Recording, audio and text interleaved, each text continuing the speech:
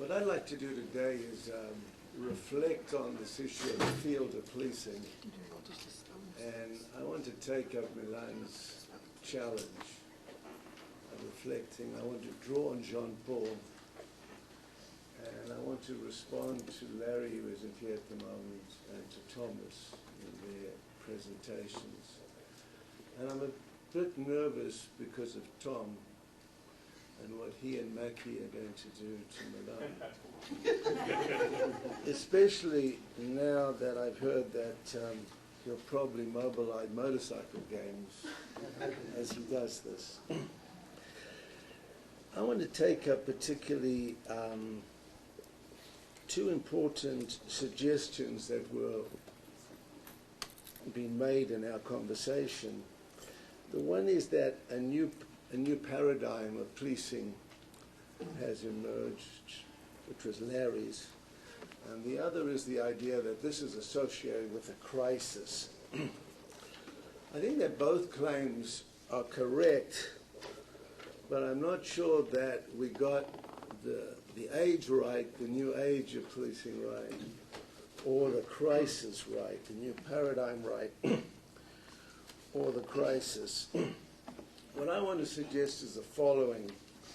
First, I want to suggest that the new age is not going to be an age of technology, although technology will be important, but rather an age of diversity in policing, in which what David Bailey and I have called the new auspices and providers of policing are integrated and related.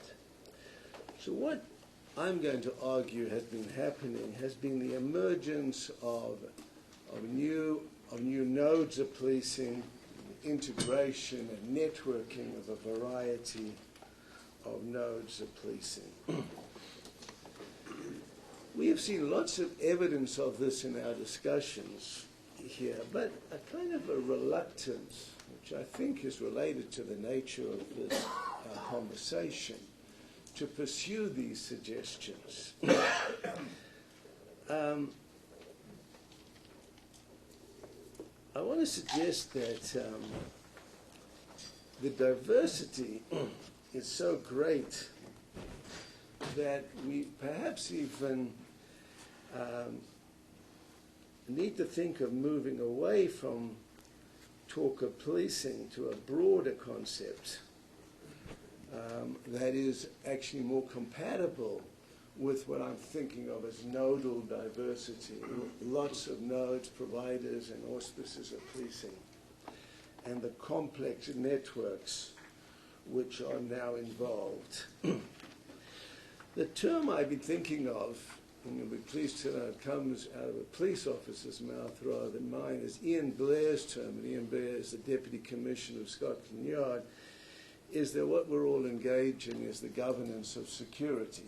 And that this is what provides the unity to these networks and nodes. And today, the police are only one node, one auspices and provider in complicated networks which are involved in governing security. If we agree with what I just argued, is I think we're in a position now to be clearer about the new paradigm which has emerged, the new age, if you like. And I want to say that this is an age of nodal governance with lots of sectors. And Jean-Paul began this discussion by saying we've got the military, we've got security agencies, we've got the police, we've got private security, and we've got a whole host of other organizations at the community level and others that are engaged in governing security.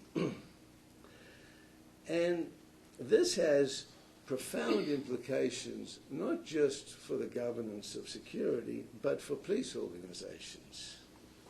And this means we are facing a crisis.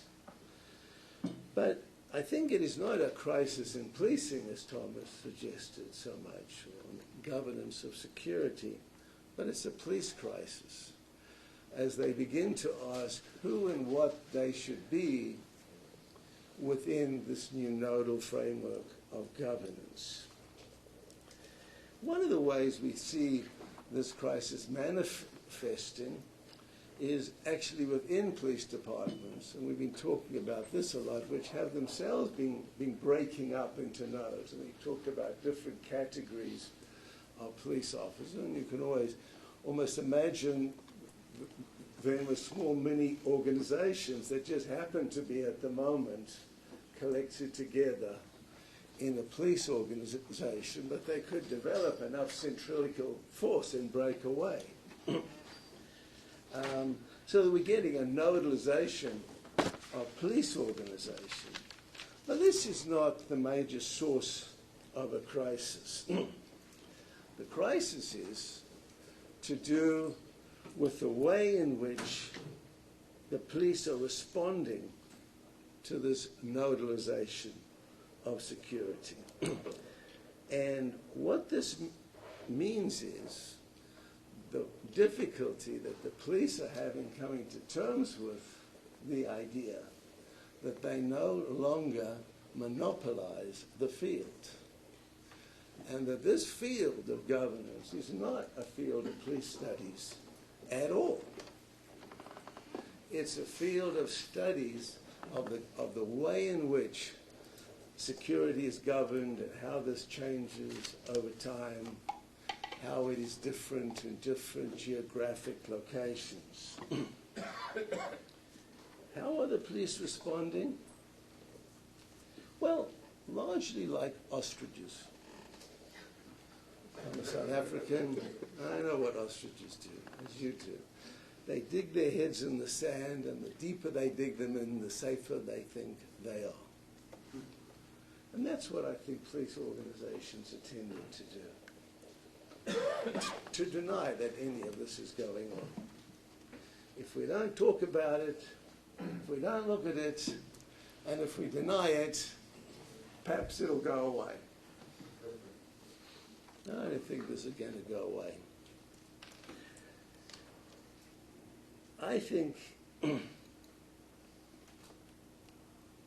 interesting thing today, just to give you an example, we used to talk about core policing functions that belong to the police, inalienable to the police. Well, I don't think you can find anything that you can't find someone else, somewhere in the world, doing that the police regard as their core function. So there's nothing intrinsic that has to belong to the police, including the use of force. In fact, it's clear for me as a South African, and one of the things you'll notice if you go to South Africa, and if you're walking around middle-class communities, you see all these signs up.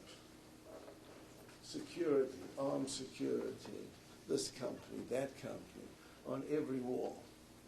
And people think, wow, it's a very dangerous place. I mean, look at all these signs about armed security. I don't think it's saying that the place is more dangerous. What it is saying, because in the past we also used to have visible signs on all of these walls which said protected by the South African police, protected by the South African police, protected by the South African police. Now emergency response is not primarily a police function, private security function. And that's very important because emergency response is what a lot of us thought was one of the core functions of the police, something you couldn't take away. And as it has been taken away, it's quite interesting to see what's happened. It's changed. It's now an application of force function and a medical function. So the person who comes to your door can both deal with your injuries quite well and has an ambulance and can do all of these other things.